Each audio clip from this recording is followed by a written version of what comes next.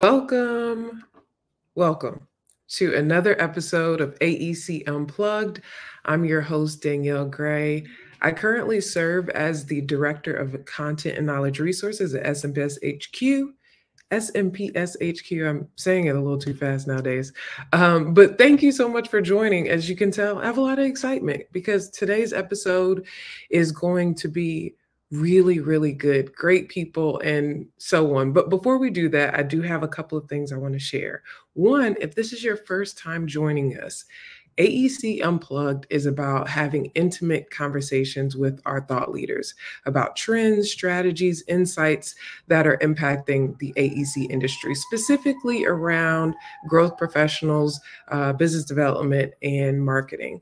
And so we've been having some really great conversations so far. And this is episode 4. So within the last 3 episodes, we've talked about AI, we've talked about wellness, we've talked about email marketing and design and leadership in 3 episodes. So you already know it's going to be great again for this episode 4. And this is going to be about building relationships, specifically authentic relationships. So let's see here. Now, if you want to catch up on the latest episodes, you can do that. I know it can be sometimes a little confusing on where to find the episodes. We are putting these all on YouTube. So if you subscribe to the SMPS YouTube, find it there. You can watch all of the episodes, including this one, very shortly after we go off here. So I think, is that it? This is a double feature. We did AI yesterday, so it only makes sense that we focus on the human side today. And that's going to be, again, building relationships. So without further ado, I want to just bring in our guest today. This is one, great people, but also great at what they do. So I'm really excited to not only talk to them, but learn from them. So let's get started. Our first guest is Yolanda Baber, Vice President at JGM. Then we have Troy Parkinson, Principal at Sage Presence. Then we have Wally Hise, Senior Vice President and Director of Business Development for HDR's federal program. And that's it. I don't know why it seemed like I had another comma after that, but thank you all so much for being here. I'm excited to have you. Absolutely. Great to be here. Yes, yes. So look, I really, want to say thank you for being a part of my reindeer games for this AEC Unplugged and completely saying yes before it was even fully pulled together. But thank you all so much for being here. So before we talk about the building relationships, I want to talk about the importance of relationships in the first place, right? Like, why is it important for us to build relationships throughout our career? Wally, what would you say about that? I look at it in kind of levels, if you will, and I'll start with the business case, right? Because everybody wants to get more business, and I think, you submit a proposal, you shortlist, you're in the selection. People rarely hire you just for your technical skills. My company's no different than anyone else's company. We all do the same things, kind of similar ways, right? I think clients ultimately make a selection in many cases based on the question, do I want to work with you, right? So that's kind of the business level. I think at the professional level, I've gotten my last 2 jobs through friendships, relationships, it's kind of opportunity, I guess, is how I would sum that one up. And then I'll just give you a quick third level. To me, as you said, we're going to go the human side today. I think it's about connection. And I think, to me, that's what's really important. So I'll give you those three layers, if you will. Those are really good layers. Yolanda, what do you think? Why is it important for us to have relationships in the first place? I think one of the biggest, I'm going to say this, the biggest dying breed is people really establishing authentic relationships with people. I think that we become very disconnected and really have not, I'm going to say harvested, but really have not taken the going deeper with people and developing relationships. And I think that over the last 30 years that I've been in business, one of the things that I focused on was always on getting to know the person first and getting to know who they are, what are they passionate about, who, you know, where do they fit in the ecosystem? Like, who are they in relationship to projects that I was pursuing, but really trying to figure out what was their why. And the more I can support their why, it was very easy for me to be able to bridge the gap in developing very authentic relationships. Because in order for them to tell me what their why is, they got to get to know me as well, right? And so there's this bridge that you are establishing with people on a regular basis. And quite honestly, people just like to do business with people that they like. So part of that is developing those relationships and really reaching across some of the traditional ways of connecting with people and really making yourself available. It does also cost for you to be vulnerable. And it does cost you to also be very genuine in your approach, because I think it's really important, especially you can ask anybody who's known me. I'm the same today that I was 30 years ago. Right. And so I think being consistent in who you are and how you're showing up lets people know who you are, and they can also trust you. So so that's my initial thought process of that, Danielle. I hope I am. Yeah, I mean, you said so many really big words, vulnerability. You said connection. I mean, I heard connection from Wally. I think that those are so big. Troy, would you add anything to that? There's so much good conversation here already. Absolutely. I think what I would add to it is that human connection that we make, whether it's at a conference or it's at a business gathering or whether it's with our own coworkers, is vitally important to our overall fulfillment in our work and in our life. So the ability to make those authentic connections where you can trust, you can enjoy, you can laugh, you can cry, you can make those connections with people that you know you want to have friendships with, that you want to have working relationships with. And S&PS is a great space for that. I've made a lot of wonderful friends and colleagues over the years because this is a group of people who is really committed to everyone's overall success. And so that makes networking that much easier. I 100% agree. And this was S&PS was my first professional organization that I joined, and clearly I'm here, and even in a deeper capacity, I'm now working with S&PS HQ. So it's been a really big part of my life. Now, so I want to segue a bit here into when I think about networking, I think people think about the networking opportunities, the events, the conferences. So how do you prepare for a networking event, right? Like, what are some tips, some tricks? What do you usually do? How do you do that? I'll start with you, Troy. How do you prepare for a networking event? Absolutely. Well, a lot of what I do first is find out if any of my friends or colleagues are going to be at this event as well. So it might be a personal email, a text, a phone call to find out, am I going to recognize anyone here? And is there anyone I can grab coffee with to catch up if we haven't seen each other in a while? The other thing that I do is I look at who might be on that guest list. What companies are they from? And ultimately, what kind of challenges or pain points might they be facing that I might be able to help with through the company that I work with, or who might I know who could be a good connection for this individual. A lot of the times my networking experience in preparation is just finding out who's there and then ultimately maybe reaching out in advance of getting there and finding out, can we meet? What are your challenges? What are you facing? But making sure those recognizable faces are there so you can just say hello and feel comfortable going into a new environment. Right. Comfortability, that's so important. Wally, how do you prepare going into these spaces? Well, I'm a little bit embarrassed to say this, but I don't. Nice. Well, you got it. You got it. All the things that Troy just said, I don't, honestly. I can't tell you how many times I've showed up at a conference and I'm like looking in my pockets and just go, where the heck are my business cards, right? Mm-hmm. It's kind of crazy, but I think, for me, it isn't about, gosh, it's hard to say. I just approach it with an open mind, right? Go there, be yourself, be interested, ask people questions, not the canned questions or the 20 questions.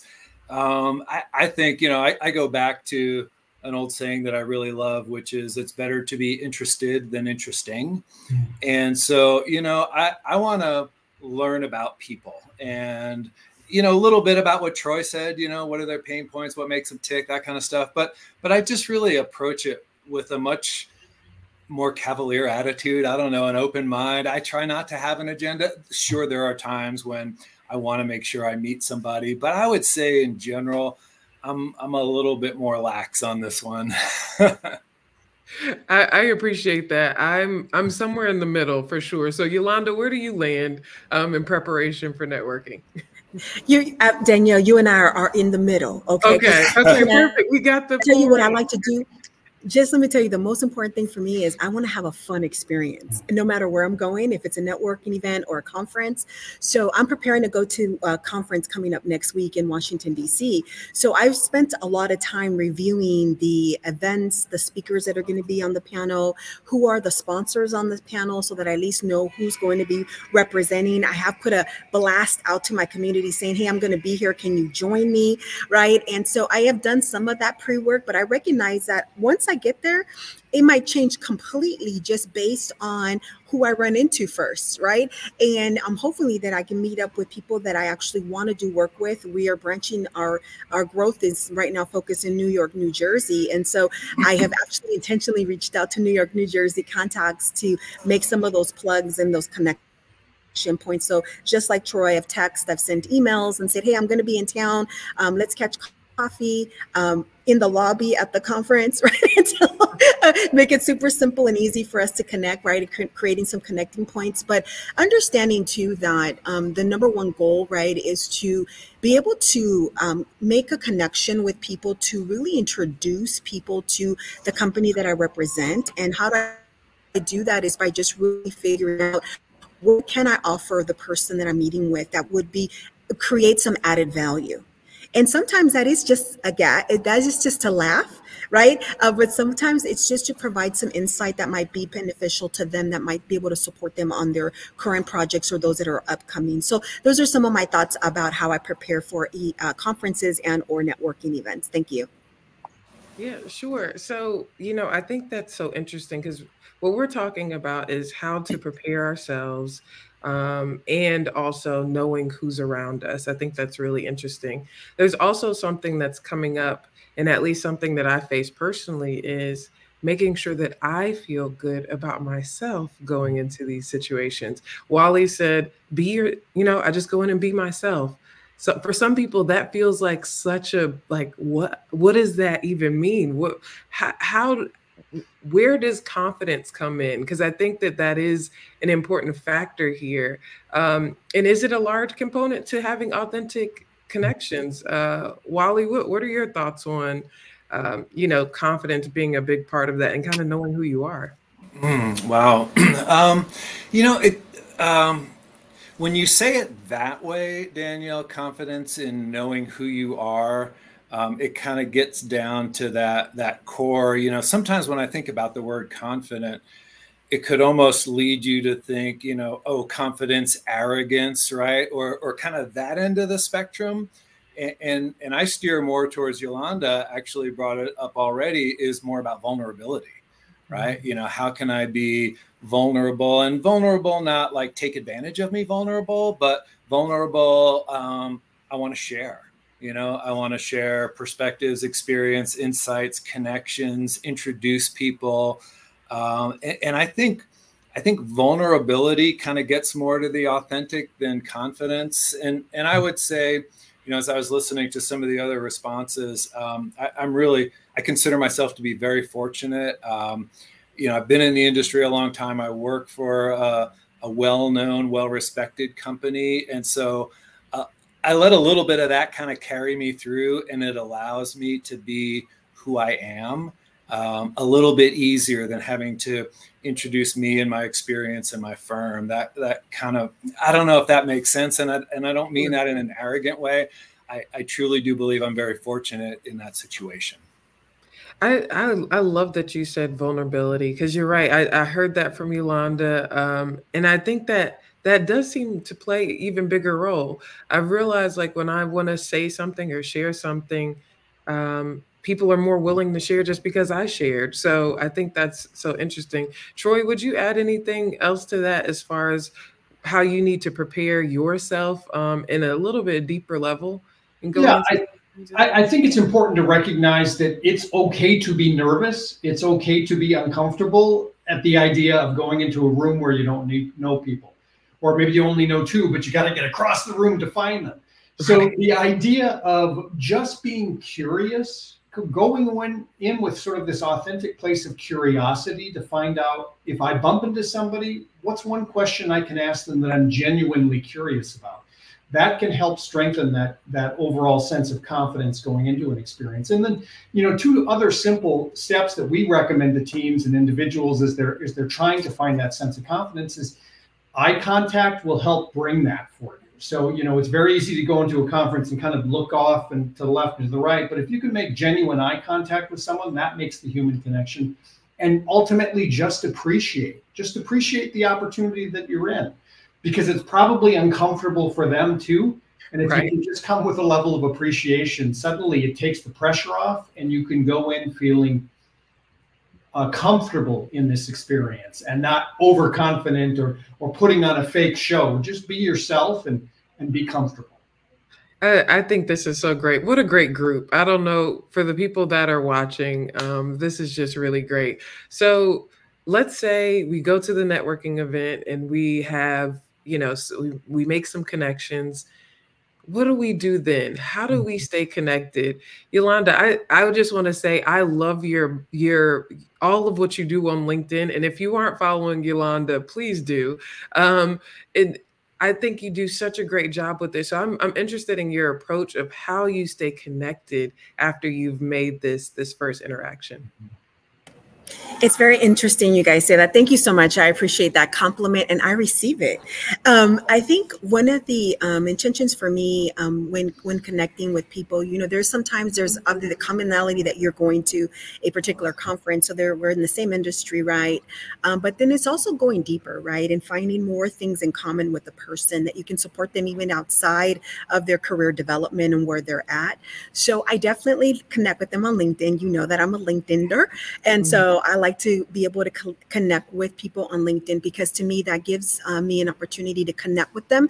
And then they can also start following me and they can get to know me a little bit better on a personal level, because I don't just do business on there. I also do share some of my life experiences on there as well. And then whatever other touch points, if they have other social media channels that I can connect with them, I try to share as many social media points, because I share different things in different social media platforms. So I think that people who want to get to know me, if they follow me, they get to kind of know what I enjoy to do outside of work. But I do think that, you know, the traditional way of how we normally would do an event, and you send an email and I have to tell you guys, I just feel like these emails are so impersonal, right? After a conference, you get like 1,000 emails from people that, by the way, you didn't meet, but they're just boxed. Well, maybe you haven't experienced that. I'm just going to speak for myself. It's an email that's generated, and you know, sometimes it's generated because they put in information there that I never discussed with them before, right? And so it's a generic email. I just think that if whatever your follow-up system is when connecting with others, try to make sure that you're adding in things that you discussed in the conversation. Try to think about places, you know, hey, me and Troy we got to hang out at the airport one year, right? And so when I followed up on the email, I said, it was great to see you at the cafe at the airport, right? Make it personal, right? I think that the more that you're making it personal, but people are recognizing that now, oh, this person is not just a colleague. This is now someone that I can perceive as a friend. And I think what happens in business now, and I have to say this, and I know you guys are going to all say the same thing, which is that men and women do this differently. I beg to differ. Okay, I think that we all are seeking for conversation, and we're all seeking to get to know people better and to learn about each other more. And I think it happens when you do things organically. So I have to tell you, my number one friend is this phone. As soon as I meet somebody, I immediately add them as a contact and an email address and a cell number in my phone. The best way that I can be able to support them is if I read an article, I see something that's taking place, I run across an article that's something that they're working on, I can immediately text it to them. Now I've already kind of broken through 4 different layers of how I can connect with that person. And if I can get them on, you guys, sometimes when I'm doing teaming and strategic building, I'm just texting people. I'm not sending any email. I'm just saying, hey, are you in? Hey, Troy, do you want to support me on this? Hey, Wally. Hey, Wally, I got a project for you, brother. You want to work with me on this, right? And so I think it's okay to develop and go deeper. So I think if you can get into people's cell phones and not go into their inbox because it's so crowded in that space, I think setting yourself apart by getting actual direct phone numbers, I think is probably the most effective way of how to connect. So anyways, I hope that was valuable information for you all. No, absolutely. And I think, it's interesting you talk about emails and phone numbers, and something else that I like doing is LinkedIn messages is the different way to just kind of connect.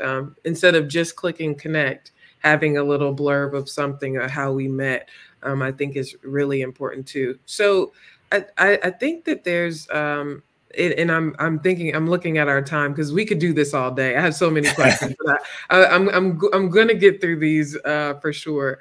Because I think that this particular next question is something that I'm interested in, which are the common pitfalls that we tend to run into as professionals building relationships. So, Troy, what are some common pitfalls that you see, maybe in the AEC industry, but maybe just for people overall when trying to network and build relationships?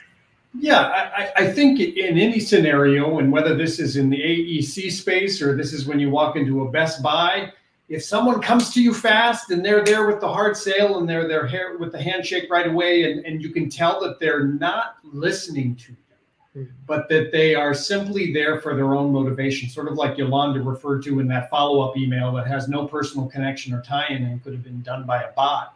So I think the reality is get clear within yourself what it is that you're endeavoring to do. And first and foremost, and this is something that we coach with Sage Presence, is be there to help. If you're going in to meet someone, you're going in to connect with someone, don't be there for yourself. Don't be there to try to get work. Be there to hear what the challenge is for the person across from you, and find out if there's a way you can help them, whether that's through your own personal experience or whether that's through a network that you have where you can make a connection. One of my favorite things to do within the S&PS community is to make those connections. A lot of the times I'll hear from one company here who needs this thing over here, and then I'm happy to be the bridge to connect the two of them, because that's where this great work that we do in this industry can flourish and grow. So be there to help. I love that, Troy. So Wally, do you have you seen anything the common pitfalls that in the building relationships? Yeah, and I think it goes back a little bit to your previous question too. I'd say one of the main pitfalls is focusing on quantity over quality, right? And so, if you think about this, I'm the anti Yolanda, right? She's all over LinkedIn. I love it. Thank you so much. It gives me great entertainment. You don't see me posting, right? I'm a little bit old school, but the strength of your network to me is not measured in numbers, right? I have more than 500 connections. Okay, great. Half the people, I would bet you that half of the people in my LinkedIn network, I don't have a relationship with, right? So, so it's like, oh yeah, I've got a network, however big or small it is, but it's not about the numbers of people.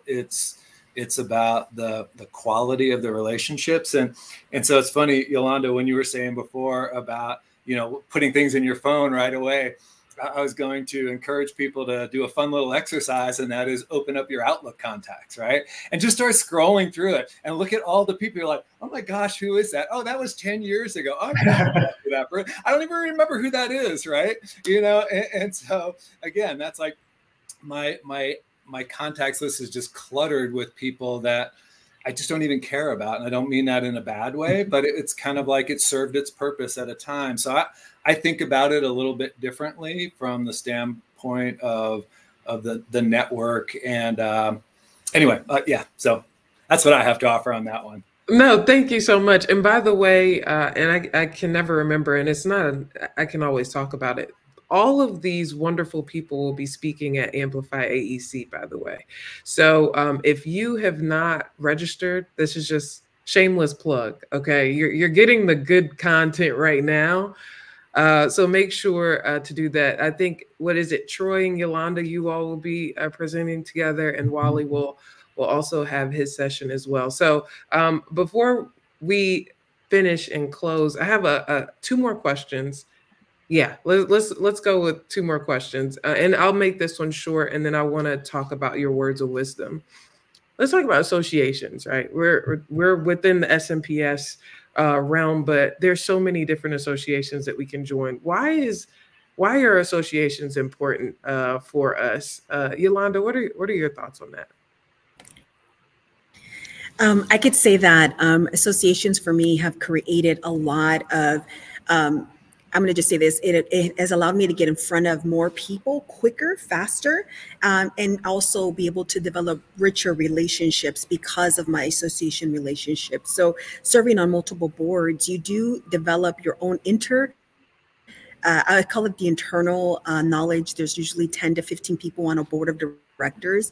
They basically become part of your tribe. They become part of the people that you go to for opportunities and teaming opportunities, right? So I think associations for me has leveraged a lot of my time.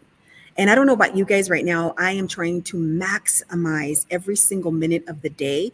And so being able to sit on these boards, I can literally send a text to the entire team and say, hey, I'm looking for somebody who's a small business, whatever that is. And literally within a few minutes, I can get a lead from somebody from the team that I can work with, right? And so leveraging, I think, is the number one thing that I enjoy the most of the association. And then obviously you have the whole philanthropic giving money back to nonprofits. You guys, that to me is my big why. And why I do what I do is the whole intention of being a servant leader and being able to support our communities at large is really important to me. So I hope I answered that accordingly to your question. Absolutely, Yolanda, you're awesome. You've answered it perfectly. Any other thoughts as far as associations, Wally, Troy? Yeah, I would just say that they are valuable, and find the focus of your industry, whether you're the A, the E, or the C, and then keep kind of, dialing down into the particular people that you want to connect with, the people that you want to help. What I love about associations is that usually there's the national, the HQ, the headquarters, then there's the regional conferences, then there's the local conferences. And you can really, across the United States, find the people that you're looking for by reaching out to the associations. I'll give you one quick note, Danielle, and I think associations, especially for people who aren't really comfortable networking, or, oh gosh, I hate to do that stuff, I think an association almost gives you an instant common ground with people. You're there for a person, whether it's AEHS, ABC, SAME, SMPS. You're there because, kind of for a purpose, right? And that right there gives you a really easy foundation to build on. That's great. And that is the perfect segue into our last question. One, I'll also say another shameless plug. If you aren't a member of SMPS, what are you waiting for? This is what you get. Okay. This is just a little piece. Okay. So I want to wrap up with words of wisdom. And what would you share with someone that is trying to build relationships? There's some people here watching. Troy, what would you leave them with as far as wisdom? I think the most important thing is to listen, to really listen to who you're speaking with. And when you do that, it's remarkable what can open up for continued conversations, for that vulnerability we talked about. And that's the ability to just sit down and say hello. You might be at a conference and you just sit down on the bench because you're both needing to check your phone or you're tired. And just the ability to say a kind hello can open up the door to so many things. Thank you, Troy. Yolanda? I think my biggest word that I would say is always flow in authenticity in everything that you do from beginning to end. Be yourself, be your authentic self. That is all that you can do. And I think that the more authentic you are, the more people can connect with you and really be able to figure out if you are a person that they should have in their tribe, right? When I say tribe, I'm talking about your your favorite five people. And so if you're one of those people, then you'll know it because they trust you. And authenticity is not always said in words. It's also said by your body posture, it's your continence of who you are, it's your smile, it's your ability to lean in and to listen, like Troy just shared. So there's a lot of different things, but I think overall, I think my focus has always been be as authentic as you can be, and for folks to get to know who you are. Yes. Yes, that is awesome. Wally, what's your words of wisdom? Wow, tough to build on those, but I'll go back to the quality over quantity, right? Don't confuse your network with relationships. When I think about relationships, who can I call when I need help? Who can I call when I need a favor? Who can I call when I need advice, right? So you said you're 5, Yolanda. It's the people who you can really trust and count on. It's a small group of people. We could talk for a day about how you get down from the hundreds to the 5. That's a topic for Amplify and some of the sessions that people will listen to. But I think really, to me, that's kind of the end game of why relationships are important, because together we're better, right? We're not in this alone. We all need each other. Oh man, what a great episode. Thank you so much for you all being here. We have one special guest that I didn't mention. So thank you all so much. I am going to introduce our special guest. So before we officially close, I'd like to introduce Courtney Van Ostren from the AEC Amplify AEC Planning Committee. Hi, Courtney. Hi, Danielle. How are you? I'm doing good. How'd you like the episode so far? It was great. I love having these conversations where you feel like you're just sitting there and having coffee with a group of friends, and honestly, I feel like the place that I get that the most is through SMPS and, attending conferences and being a part of the volunteership in SMPS. And no, they didn't pay me to say that. Like, yeah, slide the check over. And by the way, I want to mention, thank you so much, Benny, for saying, OMG, I really like this episode. Much appreciation for all of you. So thank you so much for watching and enjoying. So Courtney, we have Amplify AEC is less than 60 days away. What can people expect? What are you excited about for Amplify? So Amplify AEC in Salt Lake City in July is going to be really unique. Every time the conference committee puts together, we get together and we put together something that is unique and different every year. I don't want people to think, oh, I went in Austin or I went in Atlanta or whatever. So it's going to be the same stuff. It is very unique content. And, we talked a lot about building relationships today. You will have the opportunity to build relationships with people from across the country. But what's great about it is not only are these professionals across the country, they're in your industry. So you may work with them, or they may just be a peer, someone that you establish a relationship with, that you can carry on a conversation with them. They only understand your job. They understand how the challenges you face and that type of thing, but they're not your competition, or they're not somebody that's going to be on the design team. So you can be very vulnerable and open with them. So I think that is one really great benefit of attending Amplify AEC. The other thing about building relationships, I think that Amplify AEC is going to provide is, starting on Wednesday, there are going to be events that are structured around providing networking and relationship building opportunities for attendees. So we'll have a industry roundtable. It's a separated ticketed event, but if you get there early on Wednesday, it's something that you might want to consider. First timers experience. We have, I think, 100. Is that right? Mm-hmm. First timers around there that have not been to an Amplify AEC conference before. There's a special experience on Wednesday before the breakout sessions for them, where you'll be able to meet and greet with people that are attendees for a long time, that will kind of guide you, as well as all of these new people that are going to be on the same playing field as you. And then we have a welcome reception with networking. All of that happens on Wednesday. The first day you get there. The first day, right there, building relationships. We have every day after that breakfast with networking, campfire sessions, and the day on Thursday. And then there's a Campify experience. The campfire sessions are deep dive conversations with peers guided by subject matter experts, very much like the experience you had today, but you'll be in person.